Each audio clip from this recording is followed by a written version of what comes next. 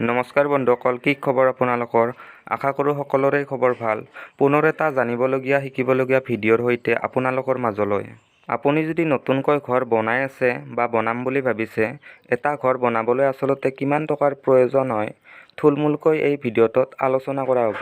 গতিকে ভিডিঅ'টো স্কিপ নকৰাকৈ শেষলৈকে চাই থাকক। প্ৰথমতে আপোনালোকক ঘৰটোৰ চাইজটো কৈ দিছোঁ। ঘৰটোৰ দীঘলটো আছে 28 ফুট আৰু বহলটো আছে 20 ফুট। আৰু মুঠ ৰুম আছে 2টা আৰু বাৰাণ্ডাখনৰ বহলটো আছে 6 ফুট আৰু ঘৰটোৰ যিটো হাইট পিনটোৰ পৰা ওপৰলৈকে যিটো হাইট আছে সেইটো আছে 10 ফুট 6 ইঞ্চি। আজিৰ ভিডিঅ'ত আপোনালোকক শিল বালি ইটাৰে পৰা আদি কৰি কাঠৰ পৰা টিঙলৈকে মুঠ কিমান সামগ্ৰীৰ প্ৰয়োজন বা কিমান টকা খৰচ হ'ল গোটেইখিনি কথাই কোৱা হ'ব। প্ৰথমতে আপোনালোকক ইটা কিমান গ'ল এই বিষয়ে জনাই দিছোঁ। গোটেই ঘৰটোত মুঠ ইটা খৰচ হৈছে 3800।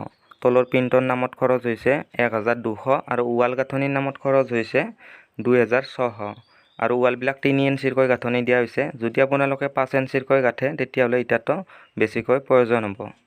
বালি লাগিব 8 cm। ইয়াত ৱাল প্লাষ্টাৰৰ বালিটোৰ কথা ধৰা হোৱা নাই, বাকী গাঁথনিকে আদি কৰি বেলেগ কামখিনিৰ কাৰণে 8 cm বালিৰ প্ৰয়োজন হ'ব। 3/4ৰ সৰু শিলটো লাগিব মুঠ 4 cm। তাৰপিছত ৰড লাগিব 370 কেজি বা তাতকৈ অলপ বেছিও হ'ব পাৰে। কইল লাগিব 80 কিলো, কইল 80 কিলোৰ ভিতৰত হৈ যাব। তাৰপিছত চিমেণ্ট লাগিব 55ৰ পৰা 60 বেগৰ ভিতৰত। এইবাৰ আপোনালোকক দেখাম ঘৰটোৰ ভিতৰ ভাগটো। আৰু এই ৰুমটো হৈছে ঘৰটোৰ ডাঙৰ ৰুম। ইয়াৰ চাইজ হৈছে বহলটো আছে 20 ফুট আৰু দীঘলটো আছে 14 ফুট আৰু মুধাত দুপাল্লাৰ দুখনকৈ খিৰিকী দিয়া হৈছে। আৰু ভিতৰ ফালে প্লাষ্টাৰৰ কাম কৰা হোৱা নাই বাৰু, লাহে লাহে কৰা হ'ব। ওপৰত টিং আৰু কাঠৰ কামটো অলৰেডি ক্লিয়াৰ হৈ গৈছে আৰু টিঙৰ চাইজটো হৈছে দীঘলটো 12 ফুট, এখন চালত 12 ফুটকৈ আৰু 40 mm টিং লগোৱা হৈছে।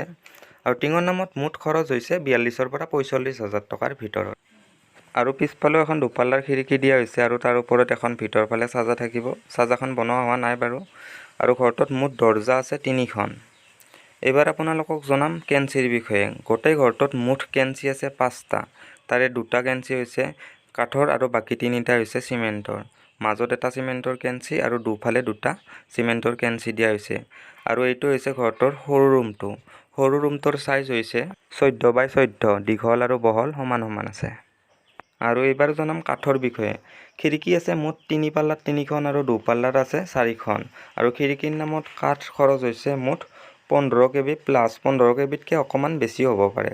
আৰু কাঠৰ দামটো আপোনালোকে জানে, 1 কেবিত যদি 1000 টকা হয় 15 কেবিত 15,000 হৈ যাব। আৰু ওপৰ ফালে 2টা কাঠৰ কেঞ্চি আৰু চাল বাটামৰ নামত মুঠ কাঠৰ প্ৰয়োজন হ'ব 16 কেবি। আৰু এই ঘৰটোত গোটেই চেগুনৰে কাঠ লগোৱা হৈছে। আৰু আমাৰ এইফালে 1 কেবি চেগুনৰ দাম প্ৰায় 1400ৰ পৰা 1600 টকাৰ ভিতৰত পৰি যায়। সেইমতে আপোনালোকে দামটো মিলাই ল'লে হ'ল। আৰু আপোনালোকৰ যদি কিবা জানিবলগীয়া সুধিবলগীয়া প্ৰশ্ন থাকে তেতিয়া কমেণ্ট বক্সতো সুধিব পাৰে, নাইবা আমাৰ চেনেলটোৰ ডেছক্ৰিপশ্যনত গৈ হোৱাটছআপ যোগেও নাইবা কল কৰিও আমাক যিকোনো প্ৰশ্ন সুধিব পাৰে। আৰু আপুনি যদি আমাৰ চেনেলত নতুনকৈ আহিছে, আমাৰ চেনেলটো যেন ছাবস্ক্ৰাইব কৰি দিয়ে আৰু লগতে থকা বেল আইকনটো টিপি দিয়ে। ধন্যবাদ। জয় আই অসম।